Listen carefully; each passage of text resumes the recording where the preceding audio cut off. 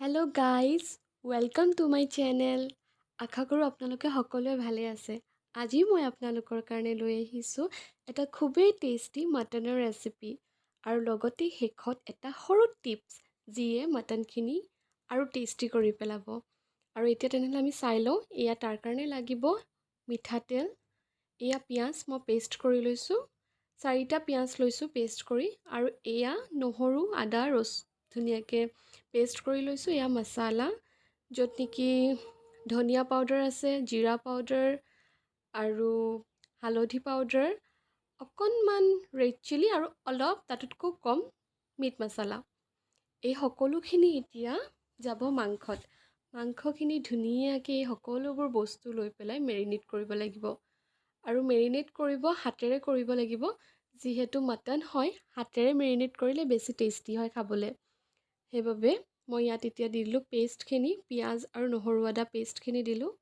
এতিয়া চাওক তেল দিছোঁ, মিঠাতেল অলপমান দিব, কেঁচা মিঠাতেল, যিহেতু সেয়েও টেষ্টটো আৰু বেছি ধুনীয়া কৰি তুলিব। সেইবাবে মিঠাতেল অকণমান, আৰু এয়া মছলা আপোনালোকে নিজৰ পৰিমাণে দিব পাৰে কিমান খায়। আৰু এটা কথা, আপোনালোকে গোটা মছলা যদি ইচ্ছা কৰে দিব পাৰে, গোটা জিৰা, গোটা ধনিয়া এইবোৰ। আৰু এয়া সোৱাদ অনুসৰি নিমখ দিব। নিমখটো আপোনালোকে সোৱাদ অনুসৰি দিব। এয়া মই 2টা পিঁয়াজ কাটি লৈছিলোঁ, আৰু সেই পিঁয়াজটো ধুনীয়াকৈ সৰু সৰুকৈ কাটি ল'ব। সেই 2টা পিঁয়াজো দি দিছোঁ, যিহেতু মাটনত পিঁয়াজ অলপ সৰহ হ'ব লাগে, তেতিয়া খাবলৈ টেষ্টি লাগে। আৰু এয়া হৈছে তেজপাত, 3 খিলা দি দিছোঁ। এইবোৰ এতিয়া গোটেইখিনি ধুনীয়াকৈ সানিব লাগিব, হাতেৰে সানিব, যিহেতু খাবলৈ টেষ্টি হ'ব। হাতেৰে সানিলে ধুনীয়াকৈ মাংসত মছলাবোৰ সোমাই পৰিব, সেইবাবে টেষ্টি হয় খাবলৈ। সেইকাৰণে এতিয়া মই হাতেৰে ধুনীয়াকৈ মেৰিনেট কৰি লওঁ। তাৰপাছত ইয়াক আপোনালোকে 4 ঘণ্টা বা 3 ঘণ্টা সময় থ'ব। এয়া আলুখিনি মই কাটি লৈছোঁ, এইখিনি পিছত দিয়া হ'ব। এয়া চব মেৰিনেট কৰি ল'লোঁ। মেৰিনেট কৰি পেলাই এইখিনি মই প্ৰায় 1 ঘণ্টা থ'বলগীয়া হ'ল, কাৰণ মোৰ হাতত সময় একেবাৰে কম আছিল। আপোনালোকে 3-4 ঘণ্টাত থ'ব, তেতিয়া বেছি ভাল হয় খাবলৈ। আৰু এতিয়া এয়া চব জুইত বনাম আজি, যিহেতু সেইবাবে ধুনীয়াকৈ একদম চৌকা জ্বলাই লৈছোঁ। আমাৰ এইটোৱে চৌকা, আৰু ধুনীয়াকৈ জুইত ধুনীয়াকৈ বনাম। আৰু এতিয়া কেৰাহী পাতি দিছোঁ। কেৰাহীটো ক'লা, যিহেতু জুইত বনোৱা হয় সেইবাবে। আৰু এয়া চব তেল দিলোঁ, মিঠাতেল, তেল আপোনালোকৰ ইচ্ছা অনুসৰি দিব। এয়া তেল দিয়া হ'ল, আৰু এয়া মাংসখিনিও এতিয়া দি দিম, যিহেতু মাংসখিনিত আৰু বেলেগ দিবলগীয়া একো নাই তেলত। মাংসত আমি চব দিয়াই আছে, সেইবাবে মাংসখিনি এতিয়া দি দিব তেলত। ধুনীয়াকৈ মাংসখিনি ফ্ৰাই কৰিব লাগিব, ধুনীয়াকৈ ভাজিব লাগিব মাংসখিনি।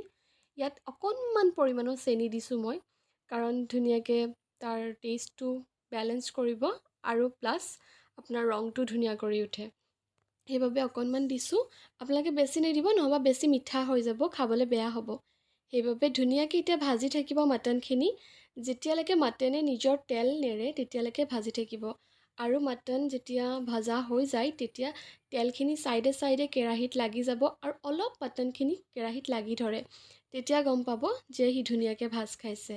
ধুনীয়াকৈ এয়া চব মোৰ ভজা হৈ গৈছে প্ৰায়। ধুনীয়াকৈ তেলখিনি চাইডত লাগি ধৰিছে, আপোনালোকে ধৰিব পাৰিছে চাগে। এয়া চাওক, ধুনীয়াকৈ ভাজ খাইছে, আৰু কালাৰটো অকণমান চেঞ্জ হৈছে। এয়া চব লাগি ধৰিছে অকণমান, বেছি লাগি নধৰাব, নহ'বা বেয়া হ'ব খাবলৈ। ইয়াতে মই এতিয়া গৰম পানী দি দিছোঁ, অকণমান পৰিমাণৰ দিছোঁ, যিহেতু বেছি দি দিলে খাবলৈ বেয়া হ'ব। অকণমান গৰম পানী দিছোঁ, আৰু গৰম পানী দিলে খাবলৈ বেছি টেষ্ট হয়, সেইবাবে। এতিয়া গৰম পানী দিয়াৰ পিছত অকণমান আকৌ ফ্ৰাই কৰিব লাগিব। এতিয়া আলু দি দিছোঁ, আলুখিনিও ফ্ৰাই কৰি ল'ম, ইয়াৰ লগতে ধুনীয়াকৈ ভাজি ল'ম, আৰু ধুনীয়াকৈ ভাজি ল'ম আলুখিনি।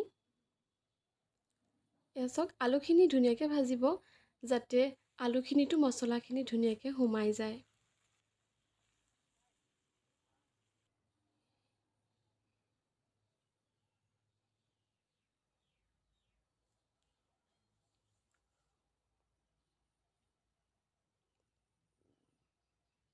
ধুনীয়াকৈ ভাজি লোৱা হৈ গ'ল। এয়া মোৰ আলুখিনি অলপ সময়ৰ কাৰণে ভাজিব লাগিব, আৰু ধুনীয়াকৈ ভাজি যেতিয়া মাংসই নিজৰ তেল এৰিছে, এয়া চব এতিয়া পানী দি দিম মই ধুনীয়াকৈ। এতিয়া মই লাষ্ট পানী দিছোঁ, কাৰণ ইয়াৰ পিছত আৰু পানী দিব নালাগে। আপোনালোকে যিমান গ্ৰেভি খাব ইচ্ছা কৰে সিমান পানী দি দিব। আৰু আলুখিনি মই অলপ গোটাকৈ দিছোঁ, কাৰণ জানেই মাটনৰ আলু বিৰাট টেষ্টি হয় খাবলৈ। মোৰ খুবেই প্ৰিয়। আপোনালোকৰ কেনেকুৱা লাগে ক'ব কমেণ্টত। খুব ভাল লাগে এনেকুৱা আলুটো ডাঙৰ ডাঙৰকৈ দিলে। আৰু এতিয়া চব উতল আহিছে। গৰম পানী দিলে সেইকাৰণেই ভাল, যিহেতু অতি সোনকালে উতল আহে। এয়া ধুনীয়াকৈ উতল আহিছে, দেখিছে আপোনালোকে। এতিয়া মই লাষ্টত যে কৈছিলোঁ শেষত মই এটা টিপছ দিম বুলি, সেই টিপছটো এয়া। ধুনীয়াকৈ আপোনালোকে ইলাইচি ল'ব। ইলাইচি মই 4 লৈছোঁ। ধুনীয়াকৈ ইলাইচিটো লৈ পেলাই অলপ পেন এখনত গৰম কৰি ল'ব, তাৰপিছত খুন্দি ল'ব। ইয়াত এতিয়া মই আৰু এটা ইনগ্ৰিডিয়েণ্টছ দিম, সেইটো হৈছে ঘিউ। মই মনোৰমা ঘিউ ইউজ কৰিছোঁ, আপোনালোকে যি ইচ্ছা কৰে দিব পাৰে, কিন্তু ইয়াৰ গোন্ধটো বেছি ভাল হয় বাবে মই দিছোঁ। ইয়াত 1 চামুচ মনোৰমা ঘিউ দিছোঁ, আৰু এই দুটা ধুনীয়াকৈ মিক্স কৰি ল'ম। এইটো বস্তু দিলে বিৰাটেই টেষ্টি হৈ যায় মাটনটো, গোন্ধটো। আপোনালোকে যিসকলে ঘিউ ভাল পায় সেইসকলে প্লিজ দিবই, বহুত টেষ্টি হয়। আৰু ধুনীয়াকৈ, আৰু ইয়াত আপোনালোকে গৰম মছলা বেলেগো দিব পাৰে, যিহেতু লং, ইলাইচি, ডালচেনিও দিব পাৰে। মই যিহেতু দিয়া নাই, মই অকল ইলাইচিয়ে দিছোঁ। এতিয়া মই ইয়াত ধুনীয়াকৈ সেইখিনি যোনখিনি ঘিউ আৰু ইলাইচি মিক্স কৰি লৈছিলোঁ সেইখিনি ইয়াত এতিয়া দি দিম, যিহেতু লাষ্টত দিব লাগে সেইটো। এতিয়া চব উতল আহিছে মাংসখিনি, জুইও ধুনীয়াকৈ জ্বলি আছে। আৰু জুইত ছাগলী মাংস বুলি ক'লে আৰু বিৰাটেই টেষ্টি হয়, জানেই সকলোৱে। জুইত বনালে ভাল হয় খাবলৈ। এতিয়া মই ইয়াত দি দিম মই যিখিনি ঘিউ আৰু ইলাইচি ৰেডি কৰিছিলোঁ। এতিয়া জুইও ধুনীয়াকৈ তাপ পাই আছে, আৰু সেইকাৰণে ধুনীয়াকৈ উতলিছে। আপোনালোকে ইয়াতে এয়া চাওক, মই ইয়াত দি লৈছোঁ ঘিউখিনি। আপোনালোকে এতিয়া যদি চাব, আপোনালোকৰ যদি সিজা নাই মাংসটো, আপোনালোকে কুকাৰত দি পেলাই 2টা হুইচেলো দি দিব পাৰে। মোৰ যিহেতু মাংস সিজি গৈছিল, সেইবাবে মই কুকাৰত দিবলগীয়া নহ'লে। যিহেতু মই জুইত বনাইছোঁ, তাপো পাইছে, সেইবাবে মাংসও ধুনীয়াকৈ সিজিছে।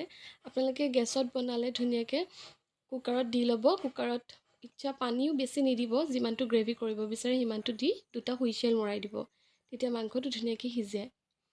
আৰু এতিয়া ধুনীয়াকৈ হৈ গ'ল মোৰ চব। মই ইমানটো গ্ৰেভি ৰাখিছোঁ, আপোনালোকে যিমান ইচ্ছা কৰে সিমান ৰাখিব পাৰে।